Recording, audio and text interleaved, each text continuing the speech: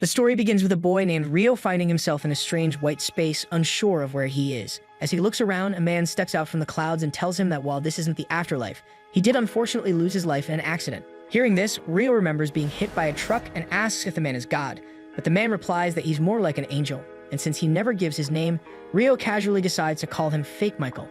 Michael then explains that Rio will be reincarnated into a different world called Phi, but surprisingly, he hasn't been given any special mission or task, so he's free to live however he wants. Rio thinks it over and says he would like a peaceful, slow life, which Michael agrees to without any issue. He goes on to explain that Phi is a world where only about 20% of the population can use magic, depending on their natural elemental affinity, and in Rio's case, his strongest element will be water. Since he asked for a slow life, Michael has already made the necessary preparations. He tells him that a small house has been set up for him in the forest of Rondo, protected by a magic barrier to keep monsters out. As part of his starter kit, he'll also receive 2 guidebooks, a knife and a food supply stocked enough to last 2 full months, giving him everything he needs to start this new life without worry. After that, Rio opens his eyes inside his new house and takes a look around. He finds a cold storage room made from ice that runs on magic, stocked with meat, along with a bath area and some other goodies that Michael mentioned. He flips through the guidebooks and realizes that even though he never learned the language of this world, he's able to read them without any trouble. Once he finishes checking the place, he steps outside to try out his magic. He casts a water ball spell and watches as a sphere of water forms in his hand. After trying a few more times, he realizes that saying the incantation isn't necessary as long as he clearly pictures the spell in his mind. Later, he heads to the bath, hoping to enjoy some hot water. But he quickly discovers that he can only create water at room temperature, so he decides to try lighting a fire the old-fashioned way. Unfortunately, his first attempt fails completely as his arms aren't strong enough to get the job done. Not wanting to give up, he tries a different approach. He thinks about using sunlight to light the fire and begins imagining water molecules clustering together to form ice. Drawing from what little he remembers about chemistry back on Earth, he focuses on hydrogen bonding, and somehow, it works. After that, he manages to form a piece of ice shaped like a lens and uses it to concentrate sunlight, finally getting a flame started for his bath. As he soaks, he wonders if it might be possible to use science to create hot water directly as well. The next morning, while having breakfast, Rio starts thinking about his plan moving forward because once the food runs out, he'll have no choice but to head into the forest and hunt, so he decides to start training his magic seriously.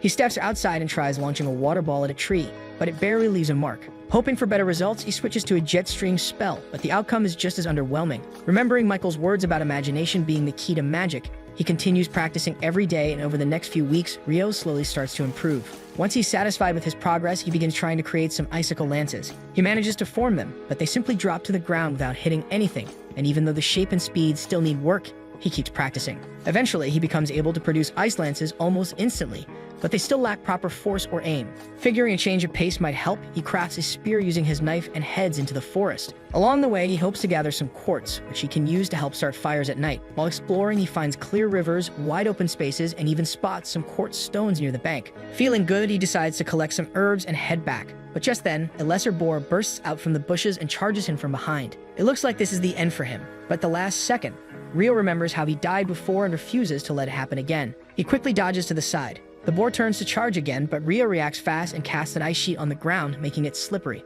The boar loses its footing and starts sliding towards Rio, who casts a bunch of icicle lances right in front of him and lets the boar crash into them. The icy spikes pierce through the boar, and just like that, Rio lands his first victory. After that, Rio butchers the monster and heads back home. Once there, he flips through the monster guidebook and finds out that the terrifying lesser boar he fought was actually the weakest monster listed. As he goes through the pages, he notices that the last 2 are marked as special editions, so he skips ahead to check them first. One page describes dragons as powerful creatures capable of destroying entire cities, and the other talks about beings called Akuma. The book clearly states that they are not fallen angels and simply advises him to pray that he never comes across one. The next morning, Rio heads out for his second trip into the forest, finally leaving behind the worn-out clothes he brought from Earth. This time, he comes across some fruit and starts to enjoy the moment, but as soon as he gets off the tree, a massive bird monster suddenly appears and attacks him. From the book, he recognizes it as an assassin hawk, a creature that can use air slash, which is an invisible type of wind magic. But the monster's true danger lies in its razor-sharp beak.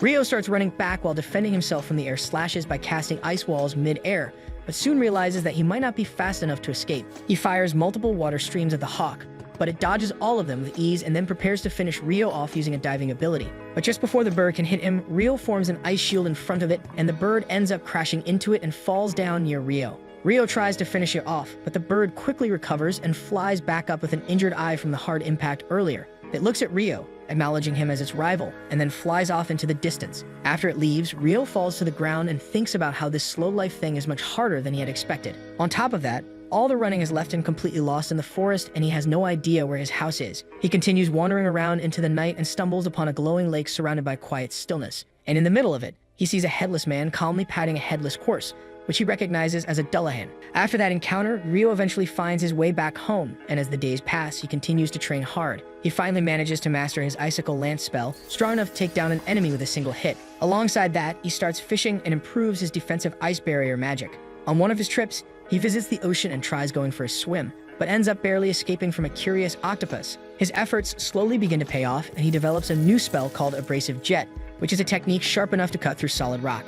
One night, feeling more confident with his abilities, Rio forms an ice blade and heads back into the forest to challenge the headless Dullahan. He wonders if this being is even a monster, or if it's simply too advanced to appear in the beginner's guidebook. Without thinking more about it, he charges in, and the two begin to fight. They clash their swords a few times, and at one point, Rio thinks that he might win with a strike. But the Dullahan simply parries it with his hand and strikes him from the side, almost cutting Rio in half, but he blocks it with a quick ice shield. After losing the match, Rio falls down and thinks that he's still not prepared to defeat someone like him, but for some reason, it feels like the Dullahan is acting like a silent teacher. After that, he gets up, and the Dullahan shows Rio how to forge an ice sword properly and eventually hands him his own blade as if telling him to master it. Rio accepts it right away and watches the headless warrior step back into the lake. The next day, while Rio is resting in the forest, a large black bird suddenly swoops down from the sky. He quickly recognizes it as the same assassin hawk he fought before from the scar on its eye and wonders if it has evolved. The monster suddenly launches a strong air slash attack at him, and it takes 5 ice shields to block the attack. Rio quickly realizes that the monster is way stronger than their last encounter. He prepares to block its dive attack with 10 ice shields, but the bird breaks through all of them with ease. Rio keeps blocking its air slashes with his weak ice walls and tries to counterattack with some icicle lances, but the bird simply dodges all of them and fires back with a magic negation ability that instantly wipes out Rio's magical ice shields. He barely dodges the attack in one piece and thinks what a nasty ability that is. Just then, the bird strikes him with a lightning bolt, and once again, Rio dodges the attack by a hair's breadth. The monster follows that up with a clawed attack, but Rio takes out his sword and parries away. After that, he continues fighting back with his sword, cutting through the air slashes and defending himself against the bird's massive claws. After that, the assassin hawk prepares to launch its final attack, but instead of running away, Rio stands his ground like a true swordsman and manages to strike the bird through its neck as soon as it gets in his range while dodging sideways. As the creature falls down, Rio walks up to it and thanks it for the fight and for helping him grow stronger by pushing him to his limits. He then grabs his sword and says that out of respect for their rivalry, he will end it now and finishes the monster by pulling his sword out. After that, he starts walking back home, but a massive red dragon suddenly appears and lands right in front of him. It tries speaking through telepathy, and when it sees that Rio can hear it, the dragon seems pleased that the connection worked. Without wasting time, it asks if Rio has seen a large black bird in the area. Rio hesitates and then nervously admits that he might have defeated it, thinking it was a threat, and quickly adds that he didn't know it was important. To his surprise, the dragon doesn't seem angry. In fact, it looks more impressed than anything. As its eyes drift toward the sword at Rio's waist, it immediately recognizes it as the blade of the Fairy King and says that Rio must have done something to earn his favor. Seeing a chance, Rio decides to ask the dragon some of the questions he's been holding back since arriving in this world. The two begin talking and end up spending the entire day in conversation. As the sun starts to set, the dragon suddenly remembers that he needs to return home before his wife gets upset with him for staying out too long. And just before taking off, he finally introduces himself as Lewin. In the meantime, far above, fake Michael is reviewing the details of Rio's reincarnation and realizes that he forgot to notice a hidden trait on his tablet. He wonders why Rio might have one, considering he doesn't even have a mission,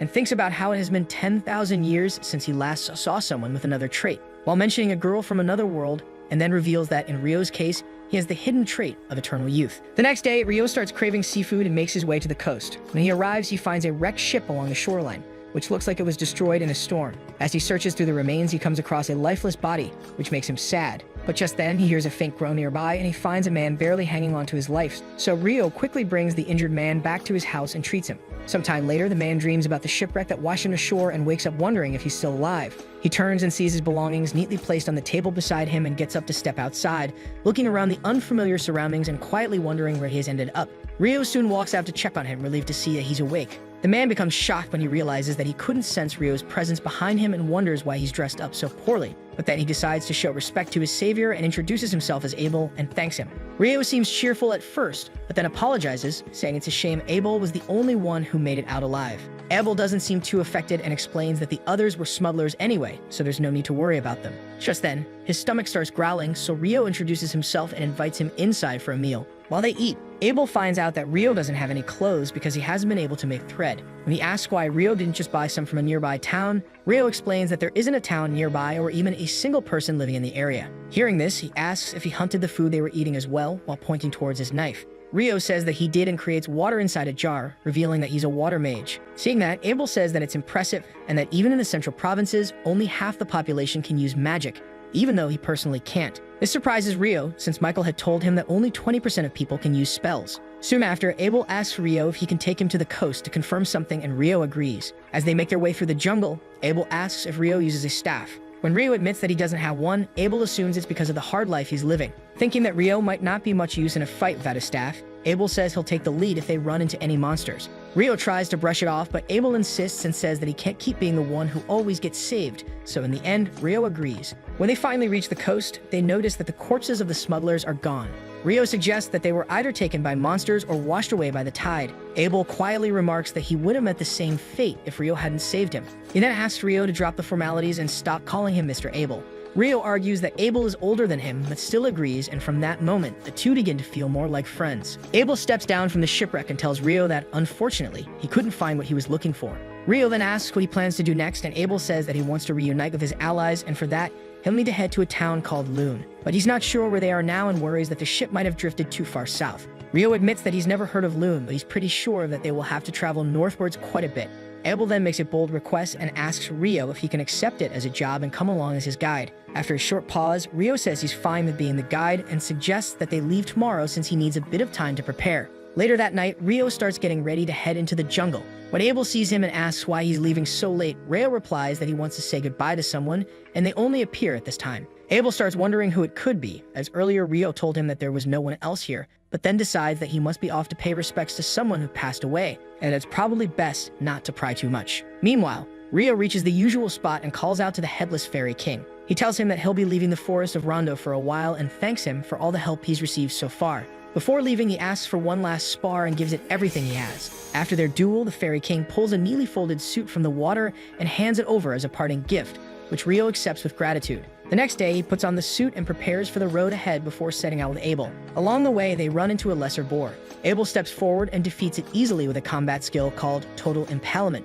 Seeing that, Rio becomes impressed and asks what that move was. Abel figures a mage wouldn't know about combat skills and explains that they are special techniques used by people who fight with weapons, like swords and spears. The rest of the day is spent walking, and when night falls, they rest inside the trunk of a large tree. The following morning, they continue their journey and come across a group of lizard folk on their way. Abel looks cautious and says it would be risky to face them in the marsh, so they decide to take a different route through the woods. While walking, Rio quietly tells Abel that the lizard folk seem to be following them. With that, both of them get ready to fight, but Abel is still concerned about how Rio will handle combat without a staff. But before he can say anything else, Rio steps forward and casts Icicle Lance and takes 4 lizard folk down in an instant. Rio tells Abel to stay alert since more enemies are approaching, and before long, the two of them finish off the rest of the lizard folk. After the fight, Abel looks over and asks about the spell Rio just used, confused at how he managed to cast 4 Icicle Lances with a single incantation. Rio casually shrugs it off and says that such things are pretty normal when it comes to water magic, and then offers him a glass of water made out of ice.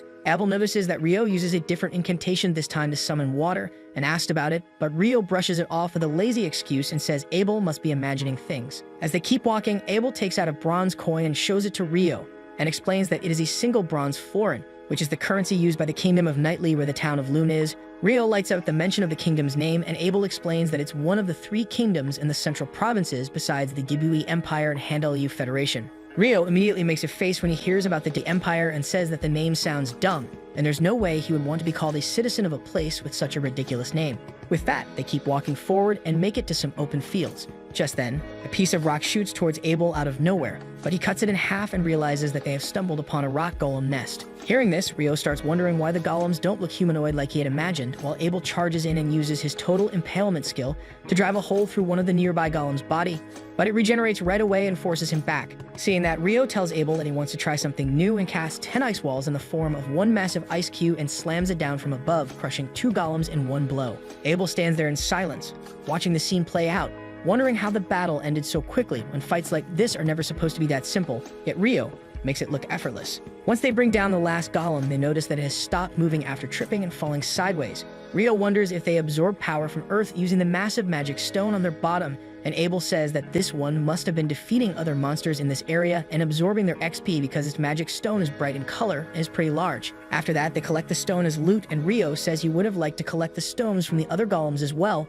but unfortunately, he crushed them all under his ice cubes. Not long after, they come across a giant hippo-like creature, and Abel identifies it as a behemoth. Rio wonders if they should take it down, but Abel immediately advises against it. Just then, they notice a group of wyverns flying towards the behemoth and wonder if they have gotten themselves front seats to an epic monster battle. Abel thinks that the behemoth is at a clear disadvantage, but Rio corrects him by saying that he might not go down that easily. Just then, the massive monster lets out a thunderous roar with magic negation effects and shoots all the wyverns down in one go. Later that night, while they're camping, Rio teases Abel about wanting to see round 2 between him and the behemoth, but Abel immediately shuts it down and calls the idea ridiculous. He then brings up the magic negation again and says he's only ever heard of traps, with that kind of effect being used inside dungeons. The word dungeon instantly catches Rio's attention, and he accuses Abel of hiding all the fun stuff from him, asking if there's anything else he hasn't mentioned yet. Abel responds by asking if Rio knows anything about elves or dwarves, and the way he describes them lines up perfectly with what Rio already knows, and Abel reveals that there's one elf in Loon as well. The next morning, as they continue their journey,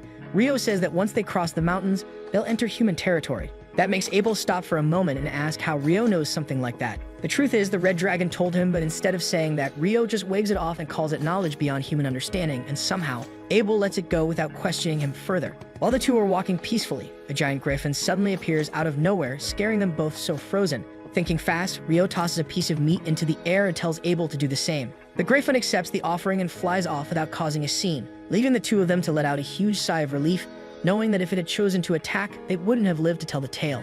Abel says there's definitely something wrong with this place, since no human has reported seeing griffins or behemoths in centuries, but Rio just shrugs it off and says those humans probably weren't looking hard enough. As they keep moving, they come across a group of wyverns enjoying their meal. Abel points out that it would take at least 20 seasoned adventurers to take on a group like this, and even then, there would still be major casualties. But Rio argues that since they've entered wyvern territory, they'll have to deal with them eventually anyway. He convinces Abel to go through with the fight and asks if it would be easier if he could pin them down to the ground. Abel says that that would make killing them easier, as he would actually be able to reach them with his sword, so Rio walks forward and casts icicle lances over the creatures and lets Abel finish them off. After that, they keep using this combo to take down all the wyverns that come in their way and manage to collect a bunch of large green magic stones from them. Abel wonders how they managed to pull it off so easily, but before they can enjoy the victory, another wave of wyverns shows up looking for payback, and this time it's Abel who jumps in first, already turning into a battle junkie thanks to Rio's bad influence. As the two finally make it out of the monstrous mountain range, Abel looks around and wonders where they've ended up, noting that they've definitely come pretty far north. Rio gives a tired but honest reply, saying anywhere outside the WA Empire is good enough for him, and Abel reassures him by explaining that the Empire lies even further north than where they are now. Just then, Rio spots a road running east to west. As they head toward it, Abel glances back at the towering mountains behind them with a faint look of unease, then gestures toward the westbound path and says it should lead to the town of Kaladi. The thought of an actual bed lifts both their moods, and Abel throws in a strong recommendation for the local food, claiming it's worth the journey all by itself. That night, the two arrive at the guild, where Abel tells Rio to go ahead and register himself. He explains that the guild card can come in handy in a lot of ways and will even cover his entry fee, reminding him that he already paid a silver coin on his behalf and acted as his guarantor this time. Rio jokes that it sounds like part of a shady plan to recruit him as his servant, but Abel scoffs at the idea, saying a cheap trick like that is far beneath him, and then goes on to explain the real perks of being registered with the guild, like being able to sell magic stones and monster materials at better rates. Otherwise, he says, Rio would have to go around looking for an alchemist just to make a sale. Just then, the waitress brings over a plate of curry rice. Rio suddenly remembers all those isekai stories he read where the hero had to break his back just to get a taste of curry, but here he is, eating it without lifting a finger. The moment he takes a spoonful, he loves the flavor and goes wild, even asking for seconds. The next day, as they leave for Loon, Rio starts playing the victim again and accuses Abel of hiding yet another secret from him. He puts on the act like some prince demanding answers, this time asking Abel if he's hiding some delicious sweets from him as well. Soon after, the two arrive at the town of Loon, where a guard named Nimmer gets visibly excited upon seeing his lost comrade. Abel gives all the credit to Rio for helping him make it back alive, and Nimmer personally thanks him. Abel even covers Rio's entry fee, and the two head straight to the guild. There, Abel tells him he can even rank up his registration just by being with him. When Rio asks what that's supposed to mean, Abel explains that normally everyone starts at F rank, but if someone has the backing of someone above B rank, they can be bumped up to D rank. Hearing that, Rio tells him he's proud, since that must mean that Abel is ranked pretty high. Abel then talks about how a higher rank comes with perks like better paying jobs, but with the amount of magic stones Rio collected, money shouldn't be a problem anytime soon. In fact, he's worried that if they tried selling all of them at once, it might even crash the market. Still, he stays positive, saying the guild master should be smart enough to figure that out on his own. After that, they walk inside, and as soon as the two step into the guild, the receptionist practically shouts Abel's name, and the whole place lights up the sight of him alive. Everyone rushes over like he's some kind of celebrity. Surrounded by familiar faces and old friends, Abel quickly gets pulled into the crowd, while Rio quietly smiles and steps outside, thinking he might just be getting in the way. Out on the street, the only elf in the city walks past him and immediately takes notice of the robe Rio is wearing. When he asks if something's wrong, she replies that she was just admiring the robe, calling it remarkable, and saying he seems like an interesting person. She then politely excuses herself, saying she has somewhere to be, and adds that she hopes they meet again. As she disappears down the street, the guild door swings open and Abel steps out, looking around for Rio. The moment he spots him, he grabs him and pulls him back inside, introducing him to everyone and calling him his savior. He then announces that Rio will be registering as an adventurer, and the crowd welcomes him warmly, thanking him for saving their friend and taking care of him. Abel then takes our guy straight to the receptionist and asks her to register him at D rank under his endorsement. The request clearly catches her off guard, since no one from the Crimson Sword has ever personally endorsed anyone before, and that alone speaks volumes about how valuable Rio must be. While the receptionist seems to understand the weight behind it, she still brings up the usual protocol and says they'll need to test him first to confirm his abilities. Abel asks to speak with the guild master to sort that out, along with a few other things, so the receptionist arranges it and tells them to wait in the meeting room. The moment news spreads that Abel is alive, the guild master comes bolting in and drops to his knees with relief. Abel rushes over to help him up, apologizing for making him worry so much. The guild master isn't having it though and starts venting about how he's been through absolute hell ever since he found out Abel had gone missing. Eventually, his eyes land on Rio, and he asks who the magician is. Abel introduces his savior once again, and the guild master responds by introducing himself as Hugh. He then thanks Rio, who replies by saying that he just happened to be in the right place at the right time. Abel then brings up Rio's D-rank endorsement, and when Hugh asks if they have any proof to back it up, Abel says that Rio is way stronger than he is and casually drops all the high-grade monster stones onto the table and tells the guild master that they picked these up from the monsters they defeated along the way. Hugh takes a moment to process what he's looking at before realizing that these are wyvern stones, and judging by the amount, it would have taken a full-blown army to bring down that many. Abel says he has something even scarier to add, revealing that they hunted those wyverns south of the Malefic Mountains. He tells Rio that he realized it after looking at the road to Keladi, and Rio immediately points out that it sounds like the kind of name designed to warn people to stay away, and the guild master confirms it, saying no one has ever made it out of that place alive, and most people wouldn't even go near the area unless they had no other choice. Abel then argues that this alone should be more than enough to justify bumping Rio's rank up, and the guild master agrees. Just then, Abel's teammates show up and their mage, Lynn, falls on her knees. Abel rushes to the door and apologizes for making them worry. After that, the guild master tells Abel and his teammates, Lynn, Rhea, and Warren, that they can have the room to themselves, and tells the receptionist, Nina, to bring the necessary registration materials to his office alongside Rio. As Rio steps out, Abel calls out to him and asks him to wait at the reception after his registration, since there's somewhere he wants to take him afterward. The guild master then leads Rio into his office and tells him Abel's party, the Crimson Sword, is the strongest party in the town. Rio then asks him if he should really be starting out at D rank, but the guild master tells him not to worry, saying that even though Abel is a prodigy, he knows for a fact that not even Abel could take down a whole swarm of wyverns on his own. He then pats Rio on the shoulder, saying that it means he must be really skilled himself, and then gets a bit surprised by how solid he's built for someone who's supposed to be a mage. Just then, Nana returns with the registration materials and gets started.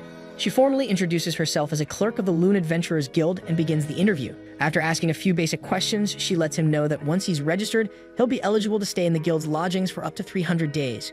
When she hears that he's never been to a dungeon before, she recommends the guild's monthly beginner course and encourages him to join it. Rio shows more interest than expected, and once the interview wraps up, she asks him to place his hand on the crystal to complete the registration. To his relief, it doesn't explode or shatter like in those anime scenes with overpowered isekai characters. Everything goes smoothly, and just like that, he receives his official guild card. After the two leave, the guild master lets out a deep breath, able to relax a little now that Abel is back.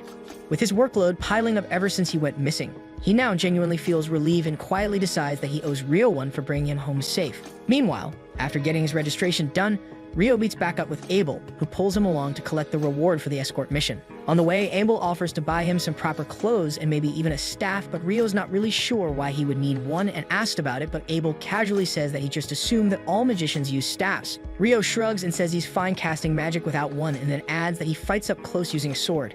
That surprises Abel, since he's never seen Rio carrying one, so Rio pulls out his blade, but to Abel, it looks more like a large knife than a sword. As they walk, Rio starts asking some basic questions about the world and finds out that the days of the week, the number of hours in a day, even how they measure things in centimeters, all of it is exactly the same as Earth. And with curry already being a thing here, it just feels too specific to be a coincidence. Putting it together, Rio figures that someone else must have been Ice-K to this world long before him. Once they wrap up shopping, Abel brings him along to the party being held to celebrate his return. The next morning, Mena shows Rio his way to the guild's lodgings while he complains about drinking too much at the party the night before. Nina tells him that the party's host, Ra, didn't want Rio to leave early since he considered Abel a brother and felt deeply indebted to Rio for bringing him back. Soon after, Rio is taken to room number 15, where he'll be bunking with 2 other boys around his age. The energetic one introduces himself as Nils, while the quiet blonde is named Ito. As Nina heads out, Nils immediately starts going on about how cute Nina is, making it very clear that he has a serious crush on her, but Ito tells him straight that he doesn't stand a chance, especially not with all the competition out there.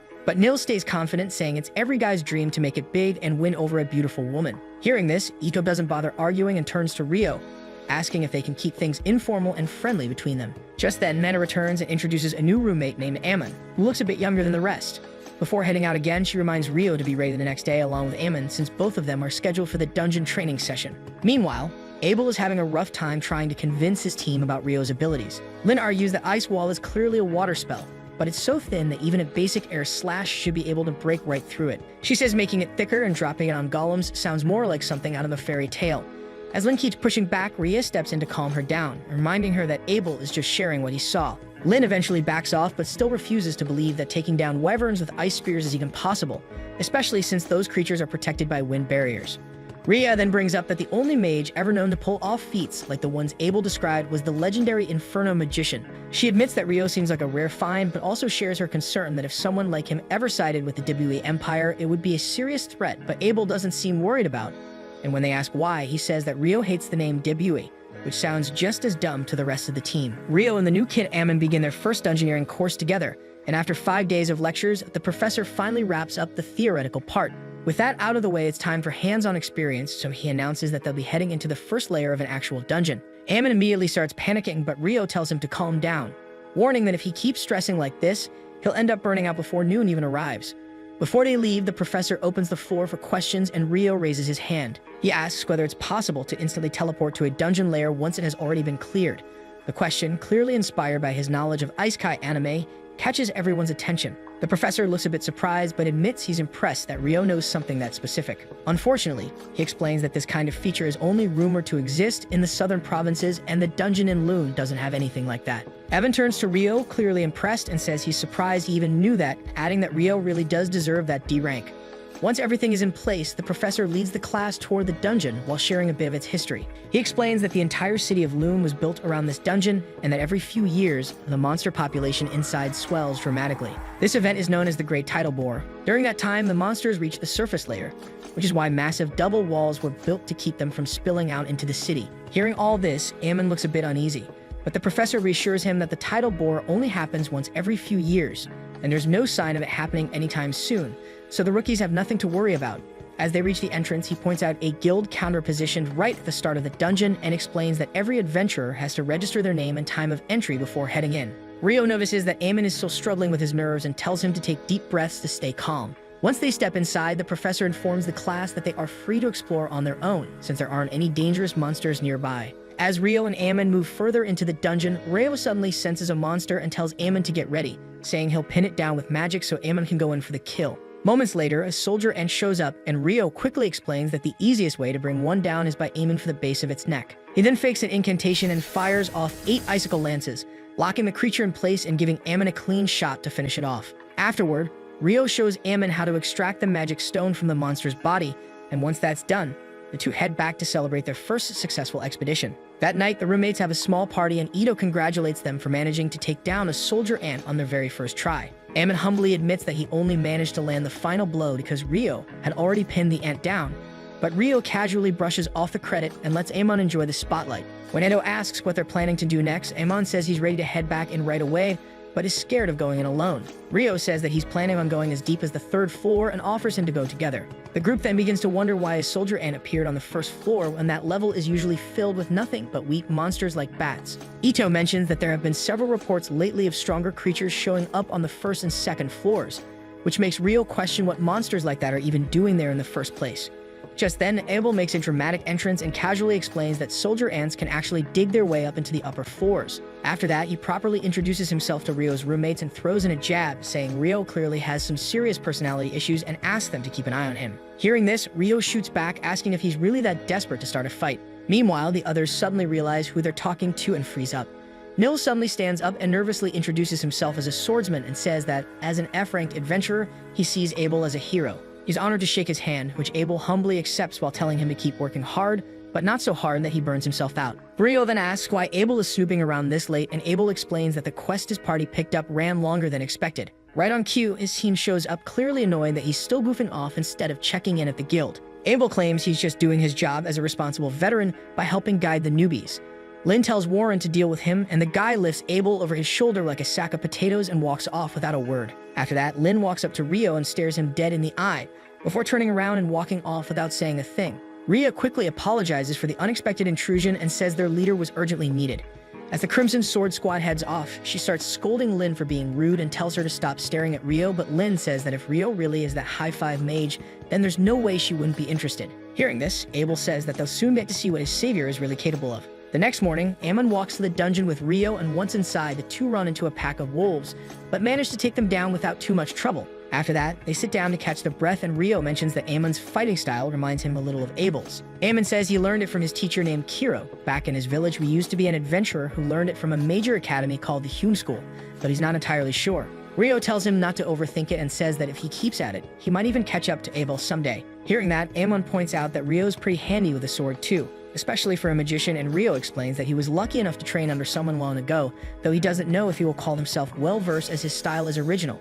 Before they move on, he gives Ammon a few tips on stamina control and consistency, saying that he traveled with Abel for quite a bit, and he would always practice his forms first thing in the morning. Ammon listens carefully and says that he would put just as much effort in his training as well. The next day, Rio decides to take a break from the dungeon and heads to the library to learn more about alchemy. The librarian gives him a quick tour and points out where he should start. Later that noon, as he steps outside, the sky suddenly begins to darken, and looking up, Rio realizes that it's an eclipse, but he feels something is off.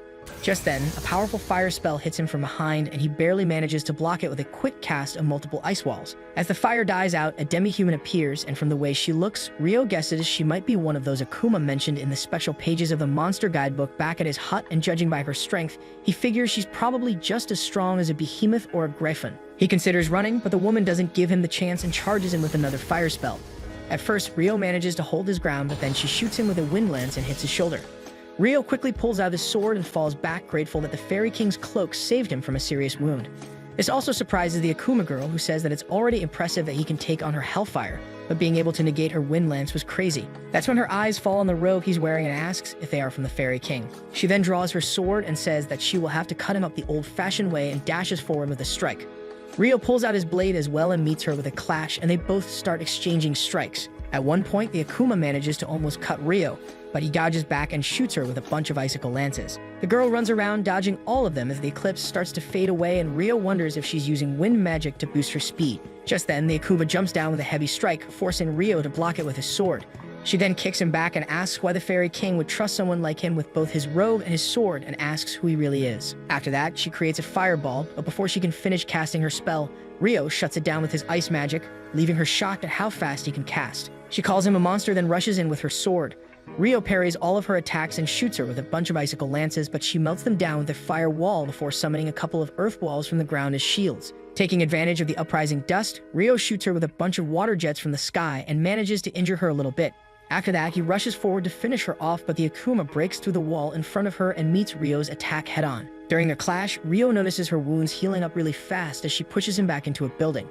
She then prepares to shoot him with a fireball, but Rio already has her surrounded with a bunch of boiling water droplets. As the boiling rain pours on her, she lets out a scream and protects herself with an earth dome before blasting out of it with a crazy expression looking at Rio. She then walks forward and notices the eclipse almost ending and tells him that she's running out of time. It's sad because she can't remember the last time she had so much fun fighting someone. She then introduces herself as Leonor before asking who he is. Rio replies with his name and calls her an Akuma, which makes her pause. She's surprised that a human even knows about her kind and mutters that she should have taken him out when she had the chance, though she admits it probably wouldn't have been possible anyway, not with the time limit still in place. As she turns to walk away, she tells Rio that given how strong he is, he will definitely face other Akuma and tell him not to die before she can kill him herself. Once she's gone, Rio lets out a long sigh and mutters that if it weren't for the Fairy King's robe, there would be a hole in his shoulder right now.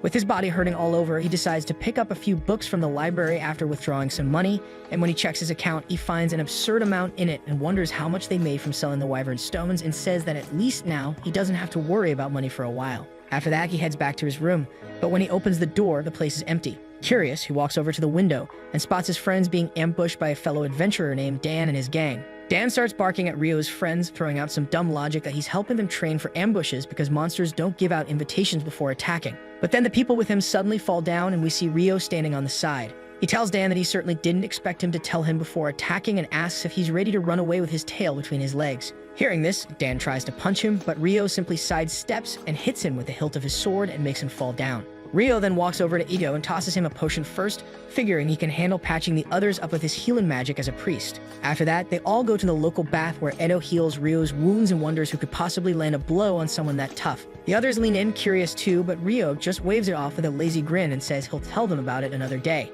He then falls back and enjoys the bath while thinking about Leonore and how she mentioned that there were others like her, but then he decides to relax, saying he's earned a break for tonight. The next day, Amon returns to the dungeon with Nils and Ito by his side. The three head straight to the 5th layer, where Amon takes position at the front and brings down an archer goblin. After he finishes off the monster, Ito uses lesser heal on him and treats the small wound. Ito then argues that goblin archers should not even be showing up on the 5th layer, and something about it feels strange. Nils follows up by sharing something he learned from Abel, saying that survival should always be their top priority. He then suggests they return to the surface and divide their earnings into 3 equal parts. As they begin the walk back, Ammon finds himself missing Ryu during the venture, though Ito tries to convince him that they should form a party with members of similar skill levels so that everyone can contribute fairly and grow stronger together. Meanwhile, Ryu has traveled outside the city to practice on his own. He thinks back to the incredible magic Leonore had used and realizes that conjuring speed was the only area where he could match the Akuma. He decides to work on his weaknesses and turn them into strengths so that he is ready the next time they face each other. Ryu also feels a tinge of jealousy toward the creature, thinking about how she instantly closed in and appeared right in front of him. He wonders if that was a real example of wind magic and begins to imagine creating something similar using water magic. The first spell that comes to mind is Water Jet, so he decides to try it out. Ryu casts an ice bomb in front of him and steps onto it, then pictures 256 water jets blasting from behind to launch him forward at high speed. However, the attempt fails badly. He calls it a day and wonders if using over 1,000 jets could have made a difference. As he finishes his training, he decides to head to the library and search for knowledge related to the Akuma and alchemy. As the story progresses, Lynn is already sitting inside the library going through forbidden spellbooks. Even here, she fails to find any magic capable of forming a thick ice wall midair or the ice spears Abel once told her about. She gives up as she gets up, thinking that not even her master Hilarion would be able to handle spells like those, and if anyone could, it would have to be someone like the Inferno Magician of the Empire. Just then, Sarah appears and comments that it feels strange to find Lynn in a place like this. Lynn replies that she came to look something up, then asks if Sarah had been away from Lune on a quest for royal duties. Sarah tells her she has just returned from her mission, and makes an excuse and leaves, saying an envoy is already waiting for her. In the meantime, the trio arrives at the guild and heads straight to the reception desk, where Nina looks surprised to see them come back so soon.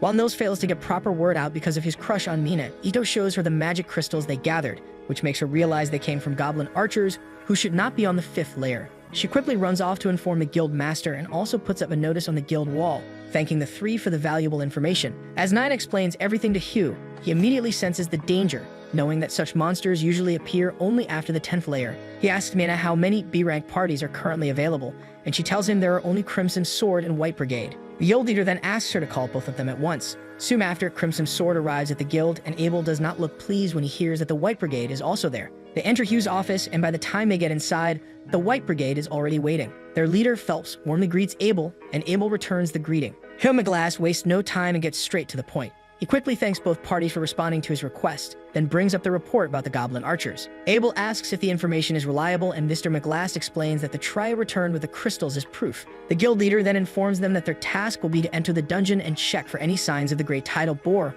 which refers to the explosive growth of monster populations inside the dungeon. Mr. McGlass explains that the last one happened around 10 years ago, and the recent signs they have received might be enough to confirm that another one is approaching. He offers them a generous reward for verifying this and shares all of his plans, even mentioning that he has already notified the Lord about the situation. The guild leader makes it clear that he does not intend to treat this lightly and asks both parties to head out by the next morning. Mr. Hugh also informs them that he has issued a notice to temporarily close the dungeon. Both groups quickly rise from their seats and accept the request. The next morning, Rhee wakes up early and heads out while the others are still getting out of bed. He mentions that he plans to visit the north side of the library, hoping to find material more advanced than what is available on the south side. Ammon points out that there are forbidden texts available there as well, but Ito reminds them that Ryu would need to be at least B-ranked to gain access to those. After they wish him good luck, Ryu makes his way toward the library, and as he climbs the stairs, he comes across Sarah standing there reading a book. Meanwhile, the Crimson Sword and the White Brigade gather near the dungeon gate. When Abel asks Phelps why he has brought only 20 adventurers, Phelps explains that he selected only those ranked above C,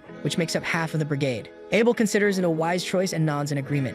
Just as the guild master is about to open the dungeon gate, Abel suddenly stops him, sensing an unusual presence from within. He then asks Lynn to confirm it using her wind magic. Lynn casts a wind spell called Probe and reveals that there are well over a few hundred monsters waiting near the entrance, which is more than enough to confirm that the Great Tidal Bore has already begun. The guild master immediately orders everyone to fetch the knights and alert the entire area. An emergency quest is posted at the guild, and everyone quickly rushes off to fulfill their roles. Back to our hero, Sarah seems pleased to see him again. She asks if he is a local adventurer, then properly introduces herself, saying she had a feeling they would meet again. She follows up by asking what he is doing at the library, and Ryu almost lets slip that he is looking for books on the Akuma, but quickly changes his answer to alchemy, explaining that he wants to eventually create Golem. The girl replies that it is quite an ambition, and though she cannot think of any such book nearby, she asks him to walk with her, as she might have something that could guide him. As he follows her, Sarah asks if he enjoys reading, and Ryu tells her just how much he loves books, saying that since he has been reading for a long time, he feels a bit nostalgic whenever he visits this place. He then asks if she is an elf and whether she is the only one in town.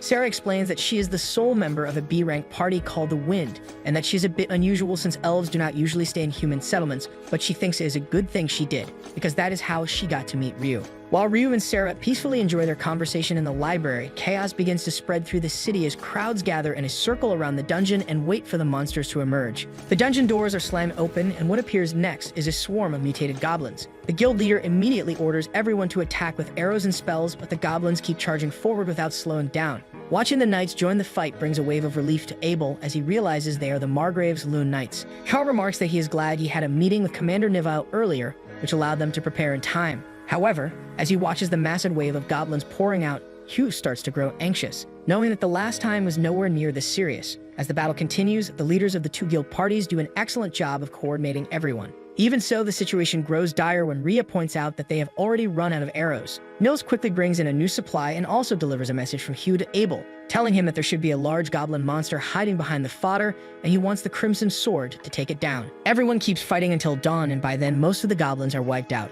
The guild leader quickly orders the two B-rank parties to get into position and defend the wall against the giant monster approaching from the back.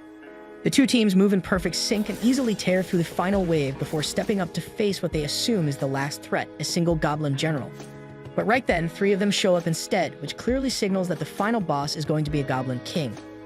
Abel calmly shares his plan that he and Phelps will take on two of the generals while Rhea and Shenna will handle the third. He hopes they can end the fight before the king arrives. The team quickly gains the upper hand against the generals, but just before they let their guard down, Abel suddenly shouts for everyone to get down. A violent air slash tears across the battlefield, blowing up the three goblin generals and sending them flying with a single swing from the Goblin King. Abel is stunned that such power came from just one casual motion of an arm, and even more shocked that the king willingly sacrificed his own men. Wasting no time, Abel rushes in with Phelps and strikes using his flawless Shadow Sword skill, followed by a Royal Impalement, but even that fails to finish the beast. Phelps starts to panic, but Abel calls out to Lynn to use her Bullet Rain. Luckily, his plan works, and the attack rains down perfectly, bringing the Goblin King to his knees, finally ending the chaos. Back at the surface, Sarah and our boy remain completely unaware of the fight happening. They say goodbye after spending a pleasant evening together, with no clue about the storm that had just passed. That night, when Rio arrives at the Adventurers Guild, he feels confused seeing everyone celebrating for some reason. Meanwhile, the guild leader has just finished all the paperwork he had to handle because of the Tidal Bore, including requests for funds and assessments of the adventurers who participated. The old man finds the work exhausting, feeling overwhelmed with each thought. After some time, Rio finally learns from his roommates that the adventurers are celebrating the great tidal bore. Nils bursts with excitement as he talks about Abel's remarkable achievements against the Goblin King, explaining how Abel gave Lynn the signal after which she unleashed one of the most powerful wind spells called Bullet Rain, and how Abel even managed to dodge it. When they admit they are not sure how he pulled it off, Abel himself shows up and explains that the skill he used was a sword technique called Perfect Shadow, which allows the user to evade all kinds of ranged attacks. Just then, Abel's teammates Lynn and Ria arrive, saying they had been searching everywhere for him. Ria points out that she was certain their leader would be with Rio, then suddenly complains to Rio that he should have been present during the tidal bore. Lynn then asks if Rio is actually capable of creating an ice wall in midair. Rio nods and says that he can, but explains that his current limit is about 40 meters. He adds that it took him a great deal of time and effort to reach that level. Realizing this is far beyond what most people could manage, Lynn becomes curious and asks if it is an original spell. She explains that, as far as she knows, most mages simply recite the incantations created by others rather than developing their own. Rio replies that he has a different way of thinking, as he argues that incantations are purely a matter of personal preference. His answer leaves Lynn startled, and as she stands there surprised, Rio excuses himself and goes to grab a bite. As Rio leaves, Abel explains to Lynn that the boy casts spells without using incantations, though Lynn simply can't wrap her head around it. The next day, Rio's roommates arrive at the guild, but since the dungeon is closed for a month, they can't even find a single job. When Rio passes by and asks what they are doing there, the trio explains their situation. They then ask Rio why he is at the guild, and Rio tells them that he was looking for an ore to practice alchemy, but is currently out of stock. While the three remark on how expensive the ore is, Rio couldn't worry much after all the money he has accumulated. When the trio starts looking gloomy, Rio decides to cheer them up by offering them a job. He tells them to look for a place outside the dungeon where copper ore can be found. The three mention an abandoned mine near the village of Ruset, which is about half a day's walk away. After hearing this, Rio offers them 4 gold coins each and says he will pay them even if they return with nothing. He also offers 25 gold coins for every core they bring back, with the only condition that all of them must come back alive. The trio is overjoyed and asks if he is really okay with paying so much extra, but Rio explains that the guild might not count it as an official achievement since they are not working through it. Even so, the three hurriedly accept the job. While Rio is enjoying a quiet moment alone, he hears a noise outside and goes to the window to look. He sees a group of knights bullying a girl and ordering her to fetch them drinks. They try to drag her along for some dirty business when a man named Dan steps forward to defend her and pushes one of the knights aside. The knight becomes angry and draws his sword, saying that although he has no intention of killing him, he will teach this adventurer a lesson and even calls him filth. Just as he is about to strike, the knight trips and falls and tries to stand, but he falls again. At that moment, Phelps from the White Brigade arrives to save the day and tells the knights to have some shame for what they were trying to do. The knights try to act tough, thinking Phelps is just another adventurer, until he reveals that he's a nobleman and heir to the House of Heinlein. One of the soldiers realizes they have picked a fight with the former commander of the Royal Knights, and the group quickly runs off without causing further trouble. Afterwards, Dan and the girl thank the leader of the White Brigade, and Phelps praises Dan for stepping in to protect her. He asks Dan to escort the girl to her friends, and once they leave, he turns his attention to Rio, who is still peeking down from the window. After a brief exchange of greetings and introductions, Phelps says that Abel has spoken highly of him and that the tidal bore would have been easier with him along. He also remarks on how interesting Rio's magic is, noting that he realized the knights slipped because of it. As the captain walks away, Rio wonders why the son of a marquis would choose to become an adventurer. That night, while Rio is eating his dinner, Abel shows up to join him. Rio makes it clear that he will not be paying for his meals, but Abel replies that he does not expect that from a newcomer. After Abel orders his usual from the waiter, the two somehow begin talking about Abel's love interests. When Rio asks about Lynn, Abel says she already has a crush on Warren. Rio does not see how that would work, but remarks that love can overcome a little height gap. He then asks if Ria has caught Abel's interest, and the man literally freaks out like an embarrassed middle schooler. Abel quickly changes the subject and asks if Rio is willing to help him with something. He then leads Rio out into the streets and begins to explain that one of the investigators sent to Loon is an old acquaintance of his. This investigator has brought several guards with him, and among those guards, some are a total mess. Therefore, Abel wants to track them down before they can cause any trouble. While they are talking, Rio notices a group of sus-looking adventurers. They decide to follow them and are led into a back alley, where they are suddenly ambushed. Rio easily handles the attack, creating ice crystals that drop onto each of the attackers and knock them out instantly. He mocks them for going through all the trouble of luring them there when they could not even attack properly. However, Abel argues that the issue is with Rio's standards. Abel then finds an alchemy tool, and when Rio insists on keeping it, Abel argues that they need to submit it as evidence. After tying up the sus attackers, Abel discovers they are C-ranked adventurers from Jaclair, the capital of Handelieu. He wonders what they are doing so far from home, then heads off with Rio to report them to the town guard. On the other hand, as Phelps is walking calmly through the streets, he is followed by the same knights from before who are seeking revenge for their humiliation. Just as they reach for their blades, they are suddenly paralyzed when Shenna appears behind them and incinerates them with a single spell called Inferno. The next day, a research expedition team arrives from the capital and meets with the guild leader. The discussion grows tense when Hugh complains about reopening the dungeon and even requests adventurers as escorts to descend there. The man from the investigation team, named Clive Staples, explains angrily that the Minister of Domestic Affairs is the one calling the shots for this research expedition, and he has given them full authority over it. An old geezer presiding over the meeting steps in, telling the two to stop arguing, and apologizes to Hugh for their sudden seizure of the guild's food supplies, even offering compensation. Clive remains firm about his plan to reopen the guild, and Hugh accepts, which makes Clive smile, but before he can get too pleased, Hugh warns that if anything happens to the adventurers of Loon, they will not be held responsible. The old geezer tells Clive the condition is fair and asks Hugh if they can pay the adventurers above standard rates. Hugh says that it is entirely up to the adventurers and warns them to proceed into the dungeon with caution, since there is no telling what they might encounter there. Rio makes his way to where the Crimson Sword party is staying, hoping to find a decent cafeteria. Just then, a girl rushes out of the door, hurrying back and forth before running up to him and begging him to show her the way to the guild, as she has a letter to deliver. Rio does not want to give up his mealtime, but still decides to be a simp and guides her there. At the guild, the girl hands the letter to the Crimson Sword party, explaining that it is from Professor Hilarion. Abel opens it and learns that Hilarion wants them to support the court magician in the investigation of the dungeon. When Rio points out that the dungeon was supposed to stay closed, Abel explains that this was because an A-rank party with a top-class S-ranked adventurer vanished inside it after the last great title bore, but the research team has gotten permission to explore it now.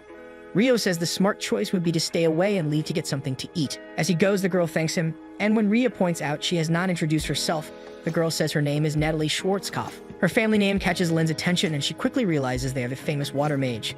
Lynn is still curious about Rio's ice wall spell and asks Natalie if she knows it, but Natalie says she does not, and even she gets surprised learning that such a spell even exists. Abel then orders his crew to never pick an actual fight with Rio, and even if they end up against him, they are to surrender, as he is certain that even all of them together would stand no chance. He then tells Natalie that if she needs help and cannot find them, she should look for Rio. Later that day, the research expedition team sets up residual mana detectors that can pick up any trace of mana left in the environment. The old user from the team explains that these detectors will send all their data to the analysis group working right outside the dungeon. That night, Rio's roommates return with 2 ores and are given a large amount of gold coins, which makes them happy. Ito says he is surprised the dungeon was opened so quickly, and Rio explains that only D-rank adventurers or above are being allowed in for now. He also asks them to attend the briefing scheduled for tomorrow. As the days pass, Abel travels for 3 days and reaches the 7th layer with his team, but they have not found a single monster. Abel notices that Clive and the group from the Royal Central University seem to be in a hurry, and Ria explains that they are working on a theory that says the monsters from the Great Tidal Bore come from below the 38th floor, which is why they want to move quickly. The next day, during the adventurers' briefing, the guild leader explains that E and F rank parties are not allowed to escort the investigation team. However, he assures them that some alternative work has been arranged so they will not go broke or starve to death. Rio then asks about the color intensity of the stones taken from the monsters of the Great Tidal Bore, and Hugh reveals that all the stones were pale, which seems very strange. Meanwhile, the research expedition team finally comes across a random huge gateway, which Clive decides to call the gate from now on. They believe the gate might be connected to another place, and as they set up instruments to examine it, everyone present suddenly vanishes, and even the analysis team cannot detect any trace of them. Abel calls out to his party members, making sure they're all right, before turning to the old man named Arthur, who explains that they've been relocated. The adventurers grow uneasy, whispering about where they might be, until Director Clive steps in, ordering everyone to scatter and examine the area carefully since danger could appear any moment. One of the men approaches Clive, asking what happened, and he replies that it must have been teleportation, which is why figuring out their current location is their top priority. They begin to wonder if this was the gate's doing, but Clive dismisses the earlier theory about monsters being restricted below level 38, thinking of it as a false one. Now he strongly suspects the gate itself was the source of all of the monsters. Even so, Clive admits this incident might turn out to be a hidden blessing, perhaps even leading them to uncover the true root of the Great Tidal Bore. A smirk spreads across his face as he imagines this discovery becoming his ladder to promotion as head of department. Meanwhile, back in town, as the readings suddenly vanish, the analysis team begins to worry since this is something that should not have happened under normal circumstances. Just then, Natalie manages to catch a signal, and for a brief moment, it appears that the missing group is on the 40th floor before the signal is lost again. At that moment, a man arrives looking for the person in charge and introduces himself as Christopher Blatt from the College of Magic. He claims to be the one officially organizing this investigation and someone acting directly on the king's orders, demanding to know if there is anything out of the ordinary or abnormal happening inside the dungeon. He explains the reason behind the sudden commotion, saying that while he was making his way into the dungeon along with the local adventurers he had hired, the moment the person in front of him crossed the threshold, everyone vanished into thin air. Madeley argues that they are not the only ones whose readings disappeared, and Christopher Blatt immediately asks the person in charge if they have confirmed other such sightings, to which the reply comes that they did, but only on the 10th layer. Blatt then asks if they received any further signs of them afterward, and when Madeley replies that it was only for an instant, he asks where exactly, and the response comes that the signal they detected was from the 40th layer. Blatt becomes visibly uneasy since that is far too deep, as the furthest any adventurer has ever made is only the 38th layer, and furthermore, the difficulty level beyond the 30th floor requires at least B-rank parties. The in-charge then explains that the B-rank party Crimson Sword was the one escorting this team, so there's a very high chance that they might all be together there. He further adds that he has already sent a messenger to the guild and requested the guild master to come as soon as he could. Just then, Madeley remembers something and rushes off. Meanwhile, he was approached by the receptionist Nina, who informs him that something is wrong with the dungeon. The entire investigation team has disappeared, and they meet him at the entrance immediately.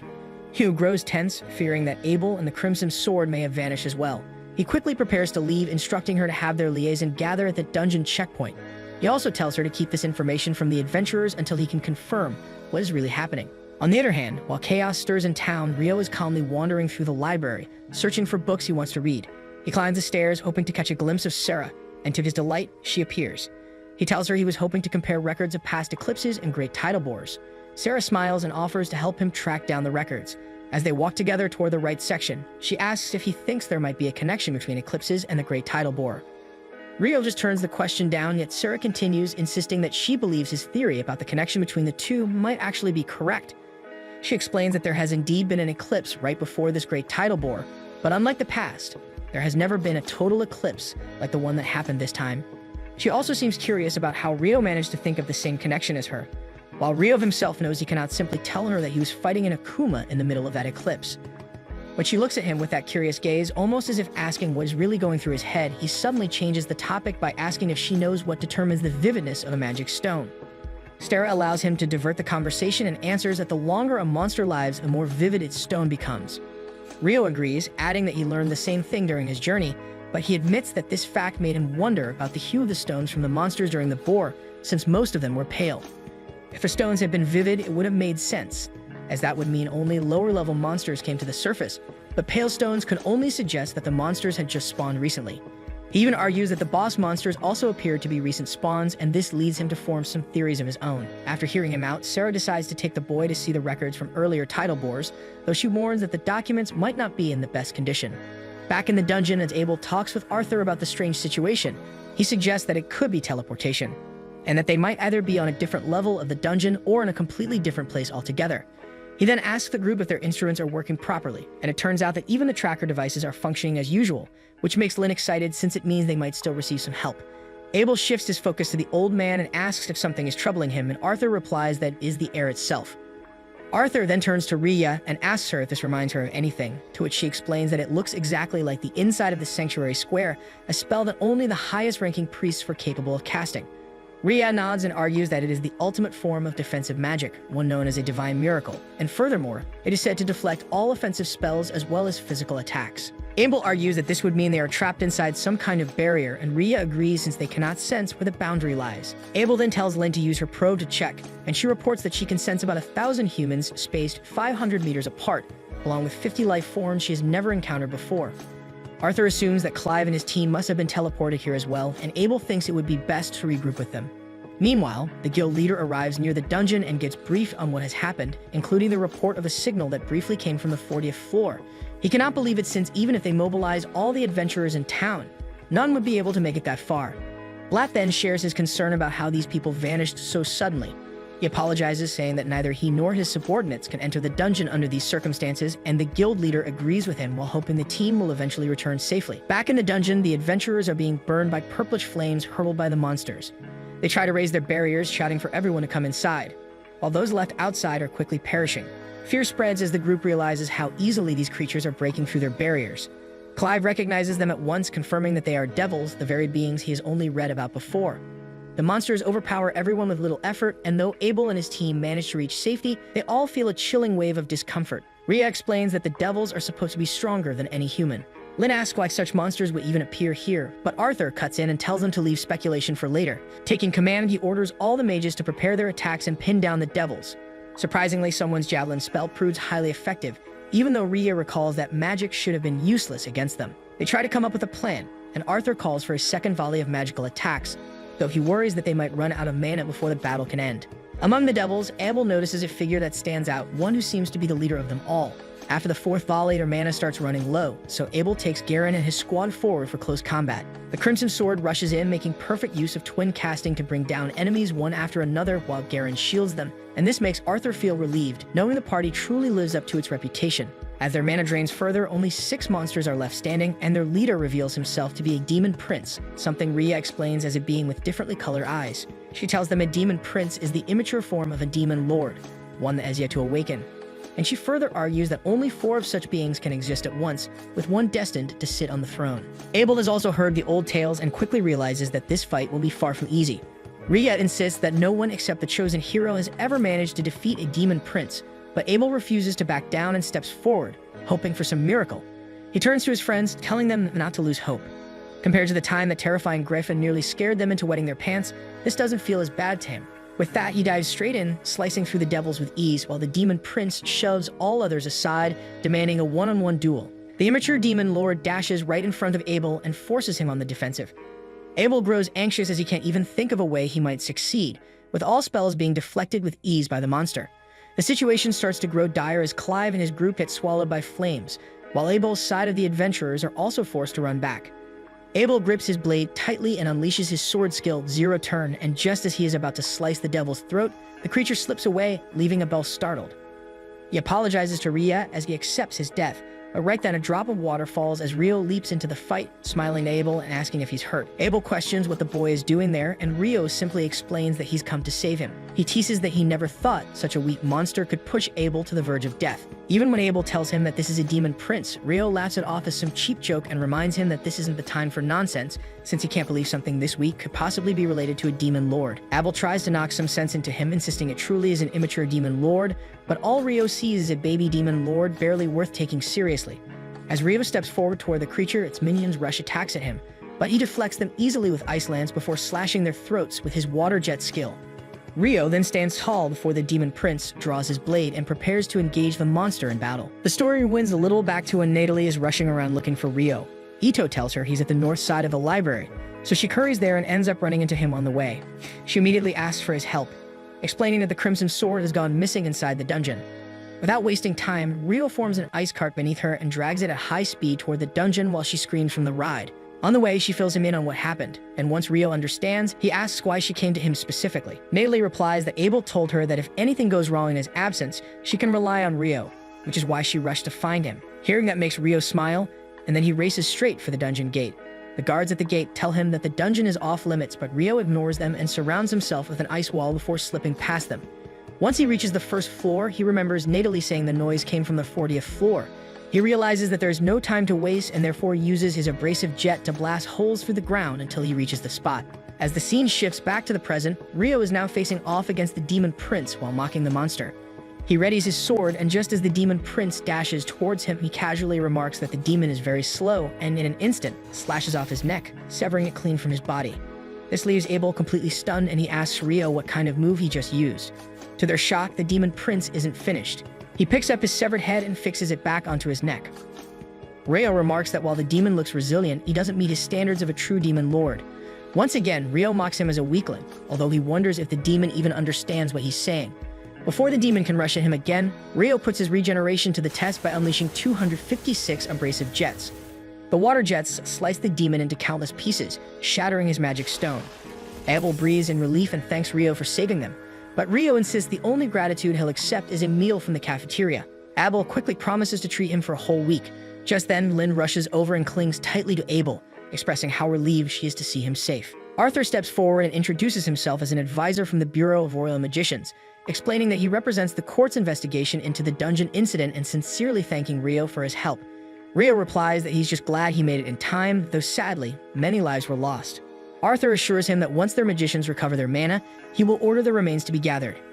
Abel then turns to Rio and asks for his help in collecting the demon prince's magic stone, explaining that he wants to use the money from it to support the families of the fallen. Rio agrees to help without hesitation and asks about the demons he heard being called devils. Abel explains that it was their first time facing such beings too, since they had not appeared in the central provinces for over a millennium. Even so, Rio can't get the thought of the Akuma he fought a while earlier out of his mind as he tries to connect her with these devils.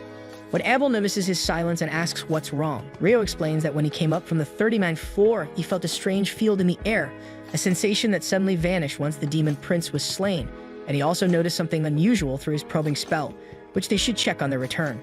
As Abel inspects the prince's magic stone, he finds it black, and Arthur admits that during his adventuring days, he once encountered a devil in the western provinces, but was too weak to defeat it, making this his first time seeing a devil's stone as well. Lin adds that even the great temples of the central provinces have no records of such stones, and Arthur further notes that these demons seem to appear at random, which leads to the theory that they may be capable of using space-time magic. Somewhere else, a hero party sets fire to an altar, only for the Akuma Leonor to appear behind them.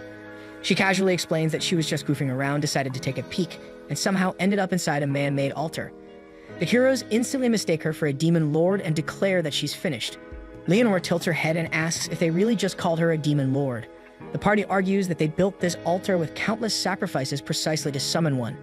Leonor chuckles and asks who they are, considering they went through so much effort just for this. A boy with a sword steps forward and introduces himself as Roman the hero. Leonor bursts out laughing and says she'll let him entertain her. In the blink of an eye, she appears before him and drives her hand straight into his abdomen. Watching him collapse, she sighs in disappointment, calling the whole thing anticlimactic. As the rest of the party prepares to attack, Leonor appears before them and teases, asking if they shouldn't be more worried about their so-called hero instead. On her way back, she snatches the black-colored sacred jewel, remarking that at least taking it will make the trip worth something since the fight itself was boring. Before leaving, she clarifies that she isn't a demon lord at all, and even tells them there are humans who stand on par with her strength. Remembering Rio, she smirks and tells Roman that he should at least aim to become the strongest human. Her words leave the hero party completely shaken, especially when she adds that there are humans out there 10,000 times stronger than him. Back in the dungeon, Rio and the others meet with the adventurers hired by Clyde before resuming their investigation, where they discover a cracked black orb that seems connected to the strange anomaly Rio had sensed earlier. Arthur admits he has never seen anything like it and seals it inside a barrier bag where no mana can pass through, considering it is their only piece of evidence. On the way back to the surface, Abel thanks Rio once again, but Rio reminds him of his promise to feed him for a whole week, even bringing up Curry as part of the deal, and half-jokingly warns that if Abel forgets, he will cut him into smaller pieces than the devil they fought. When they return to the surface, the guild leader praises their work, and Abel thanks Natalie for bringing Rio along. Hugh feels relieved to see Abel alive and wishes he would take safer surface jobs, but his relief quickly turns into scolding as he calls out Rio for ignoring the guards and rushing headfirst into the dungeon. Rio apologizes, yet Arthur steps in and tells the guild leader that they are only standing here because of Rio. Hugh gets startled and demands an explanation, and Arthur leads him to the tent to explain everything. There, Arthur explains to Hugh that apart from the demon prince, nearly 50 devils were waiting for them inside. Hugh argues that it shouldn't come as a shock since it was Arthur, along with Abel's party, but Arthur admits that despite Abel's strength, he had almost lost his life to the demon prince, and by sheer luck, Rio appeared at the perfect moment and saved their group from certain death. Arthur turns to the guild leader and asks just who this boy really is. And while Arthur lays out everything he knows about him, the two quietly agree that such an unprecedented magician must remain on their side. With that in mind, they decide to keep Rio hidden from those brain-dead aristocrats by making sure there are no official records of him accomplishing anything. As the scene shifts, Rio dashes ahead with his roommates struggling to keep pace, urging them that the most important thing is just to keep moving while he easily outruns them. Cutting through a back alley, he grows restless, craving a real battle unlike the one with the demon prince that ended before it even began. But the sudden smell of curry attracts him and leads him straight to Sarah. She greets him with a smile, insisting there's no better place for curry than in Loon, and invites him to sit. Both order medium-hot curry, and as they chat, Sarah learns that Rio registered directly at D rank, which she finds impressive. Once their plates arrive, they enjoy the meal together before stepping out of the restaurant, where Rio asks if she is an adventurer since he has never seen her at the guild. Sarah explains that she now works as a swordsmanship instructor for Margrave Loon's Order of Knights, and when Rio reacts with mild surprise, she leans in closer, telling him she's much stronger than she looks and even inviting him to a mock battle. As she leads him to the training field, Sarah teases that he looks like he's itching for a fight, and Rio asks how she knows he also uses a sword. She explains that his gait and stance give it away and adds that she, too, is both a blade and magic wielder like him. Without wasting time, she asks if he is ready and charges at him. The duel quickly turns into a heated contest, and Sarah gets excited as she realizes how skilled Rio truly is. She argues that not even the knights have been able to avoid her charge, yet he managed it, which pushes her to go all out. Rio struggles to keep up and barely dodges her flurry of attacks until finally his blade is cut in half, forcing him to surrender. Sarah rushes in and hugs him tightly, praising him as incredible. Rio asks if she was using wind magic to boost her movements and admits that it was impressive. Sarah asks the boy who taught him such skills. When Rio brings up his mentor, she quickly realizes he is talking about the Fairy King. Seeing his confusion at how she knows, she explains that elves are half fairies, which makes it easier for her to notice, especially after recognizing the robe the Fairy King gave him. Fascinated, she tells Rio that the Fairy King is more legend than reality to most people, yet here is someone who he actually taught swordsmanship. Just then, it is time for Sarah to leave for Master Alfonso's lesson, the Margrave's grandson, so she excuses herself and asks Relita to guide Rio back, mentioning that he is important to her. As Relita leads him away, she cannot shake off Sarah's words about Rio being important. On their way, Hugh suddenly appears with a cart and offers Rio a ride. During the trip, Hugh thanks him for what he did but makes it clear that he cannot ignore a guard's order, so as punishment, he assigns Rio the job of making a round trip to Whitnash. But that's where this video ends. Remember to like and subscribe to the channel. Thanks for watching, and I'll see you next time.